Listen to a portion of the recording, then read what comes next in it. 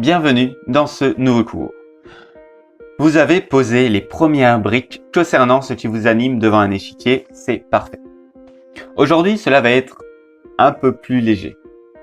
Comme on dit, la vie est trop courte pour les échecs, mais c'est la faute à la vie, pas aux échecs. Autrement dit, tomber amoureux des échecs, c'est passer sa vie à faire des découvertes. Néanmoins, ce n'est pas toujours facile de rester au top de sa motivation. Connaître ce qui vous anime permet de garder le cap. C'est le travail que vous avez fait la dernière fois, bravo. Je vous ai déjà dit que vous pouvez être fier de vous. Mais dans le quotidien, savoir ce qui vous fait kiffer dans les échecs permet de relâcher la pression en laissant votre entraînement de côté sans pour autant perdre tout lien avec les échecs.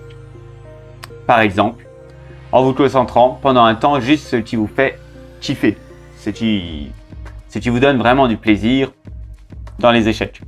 Donc c'est différent de votre objectif, de ce qui vous anime. Là, on est juste dans ce qui vous fait plaisir. Vous n'aurez pas toujours envie de vous triturer les neurones. Par contre, qu'importe votre état, vous aimeriez toujours ou presque réaliser votre kiff. Par exemple, je cours en montagne. Je le fais pour des raisons profondes, cela m'anime. Par contre, parfois, je n'ai vraiment pas envie.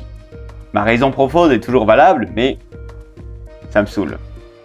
Mais je sais que l'un de mes kiffs, par rapport à la course en montagne, c'est juste de me balader, d'être dans la forêt, de faire un bain de forêt. Donc, je sors. Et si je n'ai pas envie de courir, je me balade en marchant, c'est mon kiff.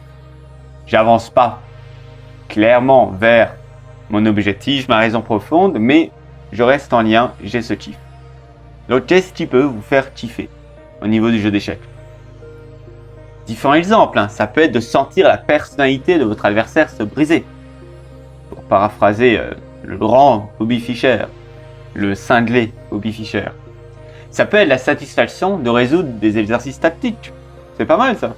Ça vous aimez bien et tout, à l'image des gens qui font du sudoku ou des mots croisés.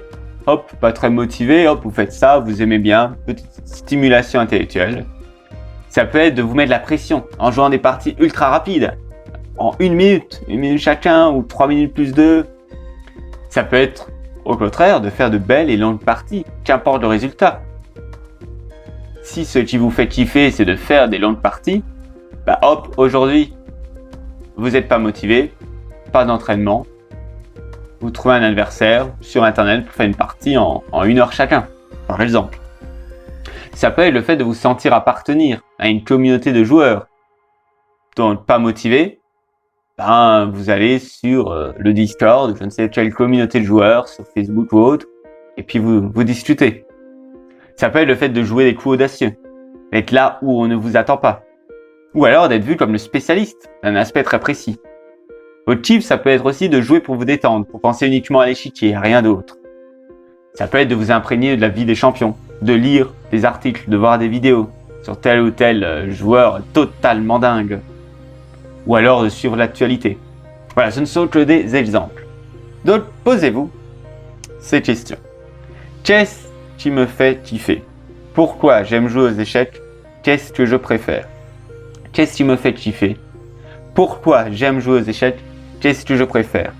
En relisant vos réponses du cours précédent, votre kiff est peut-être déjà visible. Peut-être que vos réponses transpiraient de ce kiff. Donc réfléchissez, fiez-vous à votre instinct et notez-le quelque part. Ça doit être assez court, ces 3 questions. Qu'est-ce qui me fait kiffer ? Pourquoi j'aime jouer aux échecs ? Qu'est-ce que je préfère ? Ça donne une seule réponse. Une seule réponse. S'il y a une réponse à chaque fois, hop, vous mettez tout ensemble, ça donne qu'une seule réponse. La formulation de votre kiff doit vraiment être courte, voire très courte. Voilà, si ce que je kiffe, c'est de faire des exercices tactiques, pouf, on peut avoir plusieurs kiffs. Là, votre objectif, c'est de trouver un kiff. Petit à petit, vous allez pouvoir les développer si vous avez envie. Par exemple, moi, l'un de mes kiffs, c'est d'être audacieux. Pour moi, 64 cases sur l'échiquier, c'est trop petit. S'il pouvait y en avoir 128, ça me plairait. Donc, être audacieux, de pousser les murs, d'oser des coups qui va permettre de déséquilibrer le jeu pour que j'ai du plaisir, que j'ai l'impression de jouer quasiment à un nouveau jeu. Donc voilà, moi, mon kiff, c'est d'être audacieux. Donc, si je suis pas très motivé, je veux pas trop m'entraîner ou j'ai un peu de mal à jouer, ou des matchs en tournoi, pas très motivé, je me dis hop, je me range dans un truc audacieux, on va venir casser les codes. Audacieux, casser les codes. Voilà. Bon, si vous avez loupé plusieurs entraînements, si vous avez l'impression que les échecs redeviennent un simple jeu poussiéreux, utilisez votre chief comme joker. Aujourd'hui, je m'entraîne pas et je me fais plaisir. Pendant quelques jours, soyez juste focus sur votre chief. Par exemple, passez 3 jours à faire 50 parties ultra rapides. Vous lancez des petits défis. Si vous aimez jouer super vite, voilà, alors ça ne vous fait pas progresser. Mais si ça vous fait plaisir, hop, pendant 3 jours, 50 parties, hop, et ça vous fait un petit défi. Ça peut être, bon, pas très motivé, hop, je vais chercher un blog qui parle d'échecs, qui me plaît, et je vais m'y abonner. Ou alors, si vous aimez les exercices tactiques, hop, vous lancez un défi, samedi, 14h-20h, pendant 6 heures, je résous des exercices, non-stop. Je les prépare, je vais faire cela, ok, et j'y vais. Ou alors, bon, pas très motivé, allez sur le portail Wikipédia sur le jeu d'échecs.